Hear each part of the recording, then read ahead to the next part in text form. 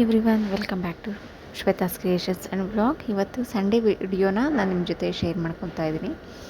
ಇವತ್ತು Sunday morning ಬ್ರೇಕ್ಫಾಸ್ಟ್ಗೆ ಅಂತೇಳಿ ಮಸಾಲ ರಾಗಿ ರೊಟ್ಟಿ ಜೊತೆ ಸ್ವಲ್ಪ ತೆಂಗಿನಕಾಯಿ ಚಟ್ನಿನ ನಾನು ಮಾಡ್ಕೊಂಡಿದ್ದೀನಿ. ರಾಗಿ ರೊಟ್ಟಿ ಮಾಡಿ ತುಂಬಾ ದಿನ ಆಗಿತ್ತು. ಸೊ ಹಾಗಾಗಿ ನಾನು ಇವಾಗ ರಾಗಿ ರೊಟ್ಟಿನ ಮಾಡ್ಕೊಂಡಿದ್ದೆ. ಹೇಳ್ತಾರಲ್ಲ, ರಾಗಿನ ದಿನನಿತ್ಯ ನಾವು ಬಳಸೋದು ತುಂಬಾ ಒಳ್ಳೆಯದು ಅಂತ ಹೇಳ್ತಾರೆ. ಗಾದೆನೇ ಇದೆ, ಇಟ್ಟಂ ತಿಂದಂ ಬೆಟ್ಟಂ ಕಿತ್ತಿಟ್ಟಂ ಅಂತ. ಸೊ ಹಾಗಾಗಿ ಇವಾಗಂತೂ ರಾಗಿ ದೋಸೆ ಆಗಿರ್ಬೋದು, ರಾಗಿ ರೊಟ್ಟಿ ಆಗಿರ್ಬೋದು, ರಾಗಿ ಉಪ್ಪಿಟ್ಟಾಗಿರ್ಬೋದು, ಇಲ್ಲ ರಾಗಿ ಸೂಪ್, ಈ ರೀತಿ ಎಲ್ಲದನ್ನು ಕೂಡ ರಾಗಿದಲ್ಲಿ ನಾವು ಬಹಳಷ್ಟು ಮಾಡ್ಕೊತಾ ಇರ್ತೀವಿ. ತುಂಬಾ ಚೆನ್ನಾಗಿರುತ್ತೆ ಮತ್ತು ಹೆಲ್ತ್ಗೂ ಕೂಡ ಒಳ್ಳೆಯದು.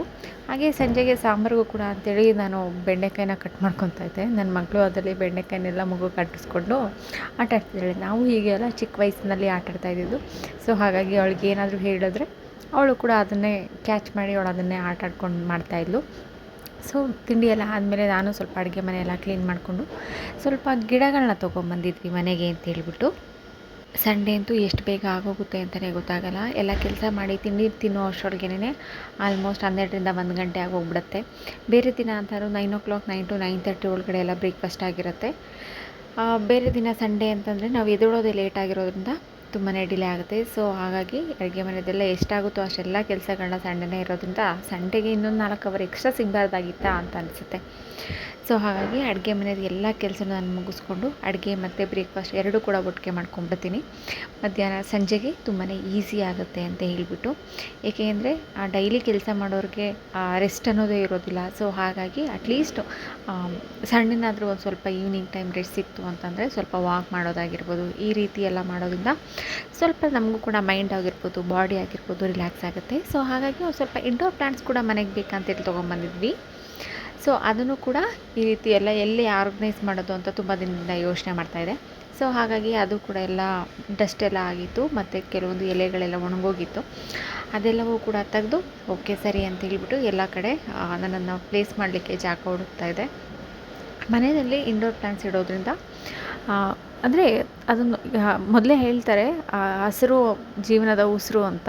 ಸೊ ಹಾಗಾಗಿ ಗ್ರೀನ್ ಮನೆಯಲ್ಲಿ ಇದ್ದಷ್ಟು ತುಂಬಾ ಪಾಸಿಟಿವ್ ಎನರ್ಜಿ ಬರುತ್ತೆ ಅಂತ ಹೇಳ್ತಾರೆ. ಮತ್ತು ಹಾಗೆ ತುಂಬಾ ಒಳ್ಳೆಯದು ಅಂತ ಹೇಳ್ತಾರೆ. ಸೊ ಗಿಡಗಳನ್ನೆಲ್ಲ ಪ್ಲೇಸ್ ಮಾಡಿ ಆಯಿತು. ಸಂಜೆಗೆ ಏನು ಮಾಡೋಣ ಸ್ನ್ಯಾಕ್ಸ್ಗೆ ಅಂತ ಯೋಚನೆ ಮಾಡ್ತಾಯಿದ್ದೆ. ನಾನು ಆಲ್ಮೋಸ್ಟ್ ಔಟ್ಸೈಡಿಂದ ತರಿಸೋದಿಲ್ಲ, ತುಂಬಾ ಕಡಿಮೆ. ರಿಸ್ಕ್ ಆದರೂ ಸ್ವಲ್ಪ ಹೆವಿ ಅನಿಸಿದ್ರು ಕೆಲಸ, ಆದಷ್ಟು ಮನೆಯಲ್ಲಿ ಅಡುಗೆ ಮಾಡಲಿಕ್ಕೆ ಪ್ರಿಫರ್ ಮಾಡ್ತೀನಿ. ತುಂಬ ರೇರ್ ಅಂತಂದರೆ ಒಂದು 2 ತಿಂಗಳಲ್ಲೋ 3 ತಿಂಗಳಲ್ಲೋ ಔಟ್ಸೈಡ್ ಊಟ ಮಾಡೋದು. ಸೊ ಹಾಗಾಗಿ ಓಕೆ ಸ್ನ್ಯಾಕ್ಸ್ಗೆ ಅಂತೇಳಿ ಈರುಳ್ಳಿ ಬಜ್ಜಿ ಮಾಡೋಣ ಅಂತೇಳಿ ರೆಡಿ ಮಾಡ್ಕೊತಾ ಇದ್ದೆ.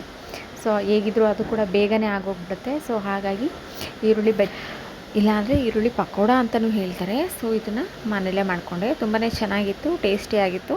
ಮೇ ಬಿ ಎಲ್ಲರೂ ರೆಸಿಪಿ ಗೊತ್ತಿದೆ ಅಂದ್ಕೊತೀನಿ.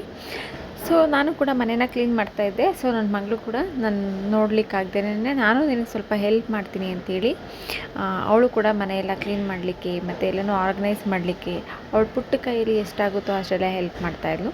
ಸೊ ನನಗಂತೂ ತುಂಬಾ ಖುಷಿ ಆಗುತ್ತೆ ಮಕ್ಕಳು ಈ ರೀತಿ ಎಲ್ಲ ದೊಡ್ಡವ್ರ ಥರ ಯೋಚನೆ ಮಾಡಿದಾಗ. ದೊಡ್ಡವ್ರ ಥರ ಯಾವಾಗ ಯೋಚನೆ ಮಾಡ್ತಾರೆ ಅಂದರೆ, ನಾವು ಚಿಕ್ಕ ಮಕ್ಕಳ ಜೊತೆ ಚಿಕ್ಕ ಮಕ್ಕಳಾಗಿ ಚಿಕ್ಕ ಮಕ್ಕಳಿಗೆ ಹೇಗೆ ಹೇಳಬೇಕು ಆ ರೀತಿ ನಾವು ಅವ್ರ ಫೀಲಿಂಗ್ಸ್ ಜೊತೆ ಕನ್ವೆ ಆದರೆ ಅವರು ಕೂಡ ದೊಡ್ಡವ್ರ ಜೊತೆ ಕನ್ವೆ ಆಗ್ತಾರೆ. ಇಲ್ಲ ಅಂತಂದರೆ ದೊಡ್ಡವ್ರು ಏನಿದೆ ಅದಕ್ಕೆ ಹೊಂದ್ಕೊತಾರೆ ಅಂತ ಹೇಳ್ಬೋದು. ಸೊ ಅವಳದೊಂದು ಪುಟ್ಟ ಕ್ಲಾಸ್ ಇತ್ತು. ಸೊ ನಿಜವಾಗ್ಲೂ ಇದು ಬೇಜಾರಾಗುತ್ತೆ. ಅವಳಿದ್ದಾಗ ಚೆನ್ನಾಗಿ ಕಲ್ತ್ಕೊತಾ ಇದ್ಲು. ಆಲ್ಮೋಸ್ಟ್ ಈ ವಿಡಿಯೋ 1 year ಹಿಂದಿಂದು.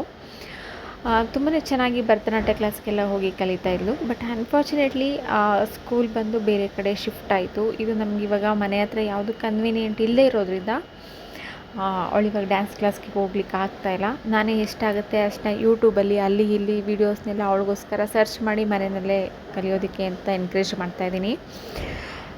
ಸೊ ಈ ಮುಖಾಂತರ ನಾನು ಹೇಳೋದೇನಪ್ಪ ಅಂತಂದರೆ, ಮಕ್ಳಿಗೆ ಯಾರಾದರೂ ಇಂಟ್ರೆಸ್ಟ್ ಇತ್ತು ಅಂತಂದರೆ ಸೊ ಪ್ಲೀಸ್ ಆ ಇಂಟ್ರೆಸ್ಟ್ನ ಕಲಿಸ್ಲಿಕ್ಕೆ ಟ್ರೈ ಮಾಡಿ. ಆದರೆ ಅವ್ರು ಕಲಿತಿದ್ದಾರೆ ಅಂತಂದಾಗ ಈ ರೀತಿ ಕ್ಲಾಸಸ್ಗಳು ಶಿಫ್ಟ್ ಆಗೋದ್ರಿಂದನೂ ಕೂಡ ಒಂದು ಸ್ವಲ್ಪ ಬೇಜಾರಂತೂ ಆಗುತ್ತೆ. ಅವಳಿಗೂ ತುಂಬ ಬೇಜಾರಿದೆ, ನನಗೂ ತುಂಬ ಬೇಜಾರಿದೆ. ಬಟ್ ಫ್ಯೂಚರಲ್ಲಿ ಏನಾದರೂ ಅವಳಿಗೆ ಹತ್ತಿರದಲ್ಲಿ ಒಂದು ಕ್ಲಾಸ್ ಸಿಕ್ಕಿ ನಾನಂತೂ ಇವಾಗ ವರ್ಕ್ ಮಾಡ್ತಾ ಇರೋದ್ರಿಂದ ಅವಳನ್ನ ಪಿಕಪ್ ಆ್ಯಂಡ್ ಡ್ರಾಪ್ ಮಾಡೋದಾಗಲಿ ಇಲ್ಲ ಕರ್ಕೊಂಡೋಗಿ ಬರೋದು ಅಂತ ಆಗಲ್ಲ. ಇನ್ನು ಸ್ವಲ್ಪ ದೊಡ್ಡವಳಾದರೆ ಒಂದು ಒಳ್ಳೆ ಕ್ಲಾಸಿಗೆ ಸೇರಿಸೋಣ ಅಂತ ಅಂದ್ಕೊಂಡಿದ್ದೀನಿ. ನೋಡೋಣ ಮುಂದಿನ ದಿನದಲ್ಲಿ ಆದರೆ ಅದನ್ನು ಕೂಡ ಟ್ರೈ ಮಾಡ್ತೀನಿ. ಸೊ ಸ್ಯಾಟರ್ಡೇ ಸಂಜೆ ಎಲ್ಲ ಕೆಲಸ ಆದಮೇಲೆ ಒಂದು ಪುಟ್ಟದಾಗ ಒಂದು ಸಣ್ಣ ನಿದ್ದೆನೂ ಆಯಿತು. ನಾನು ನನ್ನ ಮಗಳು ಏನಾದ್ರು ಮಾತಾಡೋಣ ಅಂತೇಳಿ ತುಂಬಾ ಕುತ್ಕೊಂಡು ಮಾತಾಡ್ತಾಯಿದ್ವಿ. ಅವಳಿಗೆ ಏನೇನು ಇಷ್ಟ ಅದನ್ನೆಲ್ಲ ಕೂಡ ನನ್ನ ಹತ್ರ ಶೇರ್ ಮಾಡ್ಕೊತಾಯಿದ್ಲು. ಅವಳು ತುಂಬ ದೊಡ್ಡ ಮೇಲೆ ಮನೆ ಕಟ್ಟಿಸ್ಬೇಕಂತೆ, ಮತ್ತು ಅವಳಿಗೆ ದೊಡ್ಡ ರೂಮ್ ಬೇಕಂತೆ, ಈ ರೀತಿ ಎಲ್ಲ ಅವಳ ಆಸೆ ಮತ್ತು ಕನಸುಗಳನ್ನ ಶೇರ್ ಮಾಡ್ಕೊತಾಯಿದ್ಲು. ಸೊ ಅಟ್ಲೀಸ್ಟ್ ನಾವು ಮಕ್ಕಳಿಗೆ ಏನಾದರೂ ಒಂದು ಕನಸನ್ನ ಇಲ್ಲ ಆಸೆನ ಹುಟ್ಟಾಕಿದ್ರೆ ಮಾತ್ರ ಅವರು ಕೂಡ ಮುಂದಿನ ಜೀವನಗಳಲ್ಲಿ ದೊಡ್ಡ ಆಸೆ ಕನಸುಗಳನ್ನ ಇಟ್ಕೊತಾರೆ. ಸೊ ಹಾಗಾಗಿ ಆಗುತ್ತೋ ಇಲ್ವೋ ಚಿಕ್ಕದೋ ಪುಟ್ಟದೋ ಅವ್ರಿಗೆ ಎನ್ಕರೇಜ್ ಮಾಡಬೇಕು. ಸೊ ನಾನು ಹಾಗೆ ಅವಳಿಗೆ ಹೇಳ್ತಾ ಇದ್ದೆ, ಆಯಿತು ನೀನು ದೊಡ್ಡ ಮನೆ ಕಟ್ಸು, ನೀನು ದೊಡ್ಡ ಕಾರ್ ತೊಗೋ, ಅದು ತೊಗೋ ಇದು ತೊಗೋ ಅಂತ. ಅವಳು ಕೂಡ ತುಂಬಾ ಖುಷಿಯಿಂದ ಹೌದಮ್ಮ ನಾನು ಅದೆಲ್ಲ ಮಾಡ್ತೀನಿ, ತುಂಬ ದೊಡ್ಡ ಮನೆ ಕಟ್ಟಿಸ್ತೀನಿ ಅಂತ ಹೇಳ್ತಾಯಿದ್ಲು. ಇದು ಇವತ್ತಿನ ಸಂಡೇ ವಿಡಿಯೋ ಆಗಿತ್ತು. ಸೊ ನಾನು ಬರೀ ಆಫೀಸ್ ಕೆಲಸ ಮನೆ ಇಷ್ಟೇ ಹೇಳ್ತೀನಿ, ನನ್ನದೇ ಆಗಿರೋಂಥ ಒಂದು ಚಿಕ್ಕದೊಂದು ಪುಟ್ಟ ಬಿಸ್ನೆಸ್ನು ಕೂಡ ಸ್ಟಾರ್ಟ್ ಮಾಡ್ಕೊಂಡಿರ್ತಾ ಇದ್ದೀನಿ. ಅದೇನಪ್ಪ ಅಂತಂದರೆ ಮನೆಯಲ್ಲಿ ಫ್ರೀ ಆಗಿದ್ದಾಗ ಹ್ಯಾಂಡ್ಮೇಡ್ ಜ್ಯುವೆಲ್ಸ್ ಆಗಿರ್ಬೋದು, ಈ ರಿಟರ್ನ್ ಗಿಫ್ಟ್ಸ್ ಆಗಿರ್ಬೋದು, ಈ ರೀತಿ ಏನಾದರೂ ಮಾಡೋದನ್ನ ನಾನು ಶುರು ಮಾಡ್ಕೊಂಡಿದ್ದೀನಿ. ಸೊ ಇವತ್ತು ಈ ವಿಡಿಯೋದಲ್ಲಿ ನಾನು ನಿಮ್ಗೆ ತೋರಿಸ್ತಾ ಇದ್ದೀನಿ. ಈ ಸರಿ ನಾನು ನಾನು ಈ ವಿಡಿಯೋ ಆ್ಯಕ್ಚುಲಿ ಮಾಡಿರೋದು ಬಂದು ವರಮಹಾಲಕ್ಷ್ಮಿ ಹಬ್ಬಕ್ಕೆ ಮಾಡಿದ್ದೆ. ಅದನ್ನ ನಾನು ನಿಮಗೆ ವಿಡಿಯೋನ ಶೇರ್ ಮಾಡ್ಕೊತಾ ಇದ್ದೀನಿ.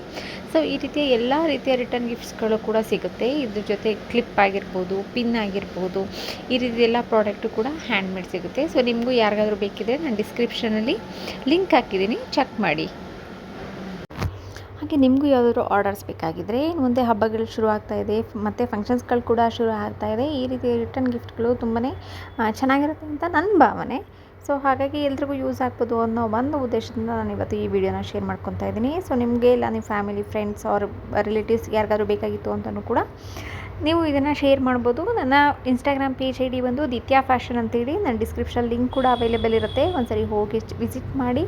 ಹಾಗೆ ಯಾರೆಲ್ಲ ನನ್ನ ಇನ್ಸ್ಟಾಗ್ರಾಮ್ ಐ ಡಿನ ಫಾಲೋ ಮಾಡಿಲ್ಲ, ಪ್ಲೀಸ್ ನನ್ನ ಇನ್ಸ್ಟಾಗ್ರಾಮ್ ಐ ಡಿನೂ ಕೂಡ ಫಾಲೋ ಮಾಡಿ ಅಂತ ಹೇಳ್ತಾ ಇವತ್ತಿಗೆ ಈ ವಿಡಿಯೋನ ಮುಗಿಸ್ತಾ ಇದ್ದೀನಿ. ಮತ್ತು ಮುಂದಿನ ವೀಡಿಯೋದಲ್ಲಿ ಮತ್ತೊಂದು ಕಂಟೆಂಟ್ ಜೊತೆ ಖಂಡಿತ ಸಿಗ್ತೀನಿ ಅಂತ ಹೇಳ್ತಾ, ಯಾರೆಲ್ಲ ನನ್ನ ಚಾನಲ್ನ ನೋಡ್ತಾ ಇದ್ದೀರಾ, ಯಾರೆಲ್ಲ ನನಗೆ ಸಪೋರ್ಟ್ ಮಾಡ್ತಾಯಿದ್ದೀರಾ ಅವರೆಲ್ಲರೂ ಕೂಡ ಥ್ಯಾಂಕ್ ಯು ಸೋ ಮಚ್. ಹೀಗೆ ಸಪೋರ್ಟ್ ಮಾಡ್ತಾಯಿರಿ, ಹೀಗೆ ಎನ್ಕರೇಜ್ ಮಾಡ್ತಾಯಿರಿ. Encourage is very important to continue YouTube ಅಂತ ಹೇಳ್ತಾ ಇವತ್ತಿಗೆ ಈ ವಿಡಿಯೋ ಮುಗಿಸ್ತಾ ಇದ್ದೀನಿ. ಹಾಗೆ ನನ್ನ ಮಗಳು ಕೂಡ ಹೋಮ್ವರ್ಕೆಲ್ಲ ಬರೀತಾ ಇದ್ದಾಳೆ. ಸೊ ನಾನು ಅವಳದು ಕೂಡ ಕಂಪ್ಲೀಟ್ ಆಯಿತು. ಅಷ್ಟೊತ್ತಿಗೆ ನಂದು ಕೂಡ ಕೆಲಸಗಳೆಲ್ಲ ಮುಗಿಸ್ಕೊಂಡು ಮತ್ತು ಮುಂದಿನ ವೀಡಿಯೋಗೆ ನಾನು ರೆಡಿ ಆಗಬೇಕು ಅಂತ ಹೇಳ್ತಾ, ಯಾರೆಲ್ಲ ನೋಡ್ತಾ ಇದ್ದಾರೋ ಅವ್ರಿಗೆ ಥ್ಯಾಂಕ್ ಯು ಸೋ ಮಚ್. ಮತ್ತೊಮ್ಮೆ ಥ್ಯಾಂಕ್ ಯು ಆಲ್.